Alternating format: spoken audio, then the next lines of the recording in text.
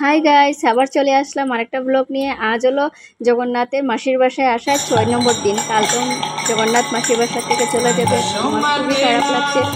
খুব মানে জগন্নাথের দিকে থাকালেই মনে হচ্ছে মাসির বাসা থেকে তো উনি কাল চলে যাবেন। আর আজকে আবার আসলাম। আর সেদিন তো বুক আরতিটা আপনাদেরকে দেখাতে পারিনি, আমি নিজেও বুক আরতি পাইনি। তো আজকে একদম তাড়াতাড়ি করে 12টার ভিতরে চলে আসলাম। তো জগন্নাথকে ভোগ লাগানো শেষ, বুক আরতি চলছে। খুব ভালো লাগছে দেখে, সবাই কীর্তন করছে, সবাই আমরা সবাই খুব ফুর্তি করছি, মজা করছি, অনেক অনেক ভালো লাগছে। তাই আজকের দিনটাকে আমি কখনো ভুলবো না। এত ভালো লাগছিল দেখতে, খুবই সুন্দর হয়েছে। আমার বাচ্চা দুটো খুব সুন্দর করে বসে কীর্তন দেখছিল, আমিও কীর্তনে অনেক সময় বসে রয়েছে। যে আজকে মানে বুক আরতি শেষ হলেই যে ঘরে যাব, আজকে মানে এইম ধরে আসলাম যে বুক আরতিটা দেখেই যাব। তো খুবই সুন্দর করে বুক আরতি হচ্ছে, সবাই এখানে কীর্তন করছে। তো আপনাদেরকে একটু দেখিয়ে দিচ্ছি, একটু কীর্তনটাকে উপভোগ করুন।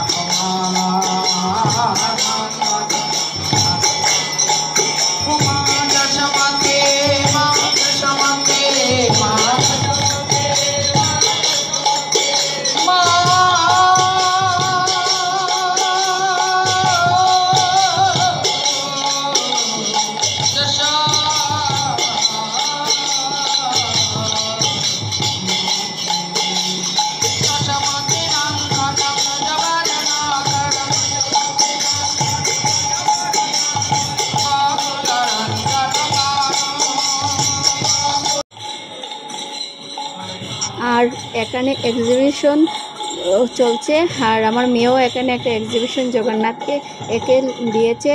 মানে ওর পক্ষে যতটুকু সম্ভব হয়েছে অতটুকু একটা মানে এঁকে দিয়েছে। এই যে জগন্নাথ আমার শ্রেয়া এঁকেছে এই যে জগন্নাথকে।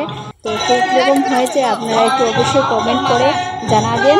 আর যতটুকু মানে কি বলবো, ছোটো মোটোর মধ্যেই একটু জগন্নাথকে এঁকে দিয়েছে। আর এদিকে দেখুন গাইস, আমার এই মেয়েটা, ছোটো মেয়েটা কি দৌড়াদৌড়ি করছে, ওর এত ভালো লাগছে এখানে এসে। ওর ফ্রেন্ডও পেয়ে গেছে, ওর ফ্রেন্ডের সঙ্গে খুব দৌড়াদৌড়ি করছে।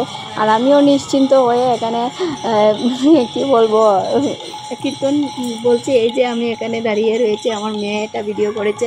তো আমি ভিডিও করলে আমাকে ভালো করে দেখাতে পারছি না। তো খুব সুন্দর করে এখানে কীর্তনটা।